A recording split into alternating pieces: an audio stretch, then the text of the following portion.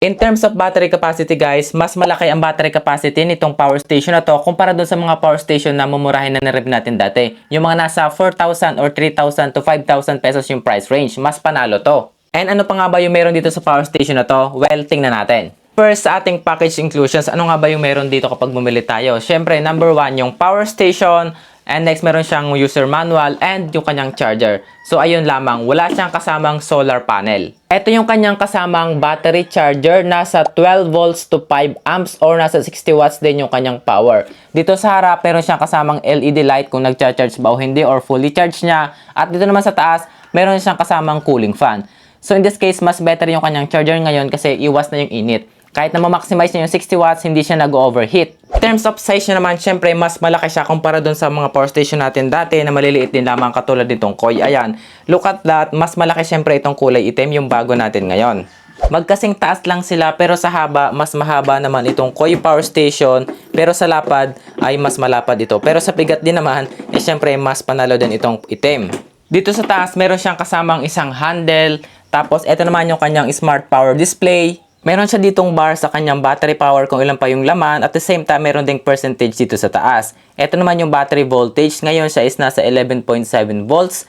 Meron siya ditong voltage para naman sa 220 volts sa kanyang easy port dito. Ayan, 220. Dito sa taas, meron tayong mga indicator dito kung alin yung mga ports na buhay. In this case, buhay yung kanyang USB-A ito. Yung USB-C buhay din dito. At yung AC out naman, itong 220 volts buhay na rin. Pero pag pinatay natin, mamamatay naman silang lahat. Dito sa gilid, meron siyang LED light. Ayan. Pwede nating magamit kapag nagba-brown out para wala nang maraming dalawang mga kung ano-anong ilaw. Dito sa baba, ito yung kanyang DC in-out output. Dito siya naglalabas ng kanyang battery power. Direct siya sa battery kaya yung kanyang charger is battery charger talaga. Yung kanyang mga USB port naman is regular 5 volts. And then dalawa na rin yung socket natin para sa 220 volts. Ang kanyang voltage is nasa 203 volts AC. Nasa 49 to 50 Hz din ang kanyang frequency. At ang AC output niya naman is modified sine wave. Ganito naman kalakas yung kanyang ilaw kapag nagba-brown out pa natin siyang magamit. So, let's try. So, here, buhayin natin dito. And then yung kanyang ilaw. Ayan. So, ganito kalakas yung kanyang ilaw, di ba? Kung lumalabas ka sa bahay, nag-outdoor ka, gusto mong gamitin siya as flashlight, pwede rin naman. Hindi naman siya ganong kabigatan, no? Nasa 1 kilo yung kanyang weight. So, kung lumalabas ka, pumupunta ka sa tindahan, kung wala ka talagang choice, pwede mo itong dalhin. And medyo mas upgrade version din nga pala ito nitong Koi Power Station since meron na siyang cooling fan dito sa likuran. Etong Koi Power Station man is wala.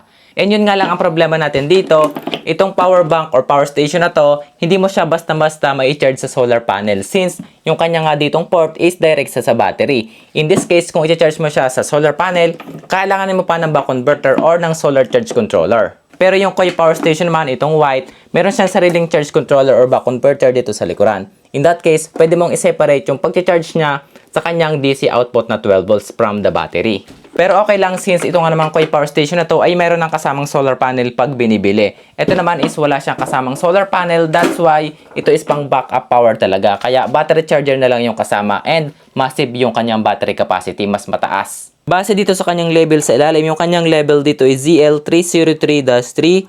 300 watts naman ang power ng kanyang inverter. 11.1 volts ang nominal voltage ng battery. Nominal capacity is 24 ampere hour or nasa 266 watt hour yung kanyang total capacity.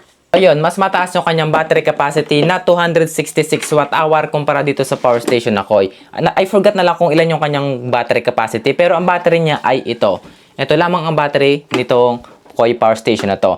And now, let's try to open naman itong power station na to. Tingnan natin yung kanyang battery sa loob at yung iba pa niyang laman. So, eto, buksan na natin. Ayan. So, eto na yung kanyang laman. Ito yung kanyang mga battery. Look at that. Mas malaki yung kanyang battery kumpara dun sa Koi. Ito yung battery ng Koi, ganyan na sa kaliit. But itong kulay puti, mas madami. Mas doble yung laman. Yung kanyang mga batteries ay lithium-ion batteries, 18650, 2000 mAh kada isa, at 24 ampere hour yung total capacity.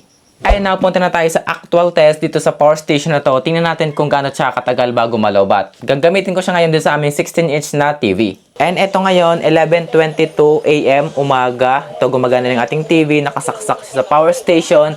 Kaso nga lang yung power station, hindi man lang nabawasan yung voltage nyo. 12.6 volts pa rin kahit nakasaksak na yung TV. Kasi nga naman, batipid na mas power yung TV. And for sure, matagal siya dyang malolobat. Ayan, 100%. Tingnan natin mamaya, mga hanggang tanghali, kung ilang percent yung mababawas sa kanya. And ito nga ngayon, 9:20 na ng gabi. Ayan, 9:20 na. At itong power bank or power station gumagana pa rin. Ayan, meron pa rin siya laman ngayon, 71% at nasa 11.5 volts pa. Grabe, ang tagal niya malobat, palibhasa malaki yung kanyang battery. Ayan, gumagana pa rin sa hanggang ngayon. At ayun, nagamit ko na siya sa aming TV at grabe, matagal nga siyang malobat. Nagamit ko siya ng 10 hours pero hindi pa siya nalobat at meron pa siyang tirang 71%. Ayun, ganun. Ay, now consider natin yung mga nag-work from home. I-try natin siya sa isang wifi tsaka sa laptop magkasabay. Tingnan natin kung gaano siya katagal malobat or kung malolobat nga ba siya. So, ito ngayon, 3:03 ng hapon at 100% naman itong ating power station. So, now, let's try na dito sa ating laptop kung mga ilang oras siya dito tatagal or ilang oras siya bago malobat. So, ayan, working na lahat. Connected na rin sa Wi-Fi, gumagana na. Tapos, tingnan natin kung ilang oras siya bago malobat while playing YouTube videos lamang. So, dalawang device, isang laptop, isang Wi-Fi. From 100%, ilang oras siya bago malobat. So, let's see. And ito ngayon, 11:59 na ng gabi. Mag-aalas 12 na ng umaga. At gumagana para naman siya. At meron pang tirang, ayun, 0% na yung power station. So, maya-maya mamamatay na rin siya. So, ayan ngayon, mabot naman siya dito ng almost 9 hours. Maga 10 hours bago siya malobat. 11:59 na ng gabi. Ayan. Ayun na yun, nagamit ko na siya at nalobat na nga siya simula 3 PM to 12 AM. Ayun, inabot na ng umaga. Umabot naman siya ng 9 hours bago nalobat. Ngayon naman, gagamitin ko siya dito sa aming ceiling light na ginagamit ko dito sa aking kwarto simula gabi hanggang umaga. Tingnan natin kung kakayanin nga ba niya. So, eto ngayon, 100% itong power station. Ayan, fully charged pa siya. At ngayon naman is 6:35 ng gabi. So, buhay natin yung ilaw. So, ayan. Ngayong 6:35 ng gabi, tingnan natin kung mga ilang oras siya bago malobat. Ito yung ceiling light. Malakas talaga yung ilaw niya kung isasagad ko, pero malakas din yung sa power. Kaya, hininaan ko na lang dito sa remote. Nilagay ko siya sa night mode para mahina yung ilaw at mas mahina yung power niya. And ito nga guys, umaga na. Ayan, 7:08 na ng umaga. Yung power station ay lobatan, 9.1 volts na lamang. So, ngayon, patay na rin yung ilaw. Hindi na siya gumana. So, yan, lobat na siya. Ay na yun, grabe, medyo matagal nga siyang malobat. Makunat nga yung kanyang battery. Umabot naman siya ng 12 hours and 30 minutes gamit yung aming ceiling light dito sa aming kwarto. So, sulit naman. And now, punta naman tayo sa charging test. Gaano siya katagal bago ma-fully charge gamit yung kanyang 60 watts na battery charger. So, let's try. Ngayon is 3:34 ng hapon. I-charge natin siya dito sa ating socket. Let's see kung mga ilang oras siya bago ma-fully charge. So, ayan, simula 0% itong power station. So, ngayon, nagcha-charge na siya dito. Kulay red na siya. Kapag siya is hindi nagcha-charge, so fully charge na, siya is kulay green. And kapag nagcha-charge, siya is kulay pula. And ito, tumaas na rin yung kanyang voltage. So, simula alas 3:34 ng hapon, let's see kung ilang oras siya bago ma-fully charge. And ito ngayon, 9:11 na ng gabi. At yung power station man is nasa 100% na 12.5 volts. Pero hindi pa talaga siya totally fully charged. Kasi nagsa-charge pa siya dito. Ayan. Siya ngayon is kulay pula pa, so dapat siya is magkulay green para totally fully charged na. Kapag inalis naman natin itong kanyang charger, babalik siya sa 12.4 volts, pero 100% na rin. Ayun guys, charging time, tested na natin. Umaabot naman siya ng 6 to 7 hours bago ma-fully charge gamit yung kanyang 60 watts na charger. So okay na rin, kung i-charge mo siya simula umaga hanggang hapon mo na, pwede mo na siyang magamit. 6 hours to 7 hours. So, ayun lang muna yung short review natin dito sa power station na to. All I can say naman is pagtingin sa battery capacity talaga is mas panalo siya kumpara dun sa mga mumurahing power station na nireview natin dati. Yun nga lang, ang disadvantage niya, medyo mahirap siyang i-charge gamit yung mga solar panel kasi kailangan pa natin ng sariling solar charge controller kasi nga nasa 12 volts to 16 volts lamang yung kaya ng kanyang ports dito. Eh, yung mga solar panel nasa 18 volts. So, hindi siya pwede. Solar charge controller pa rin yung kailangan.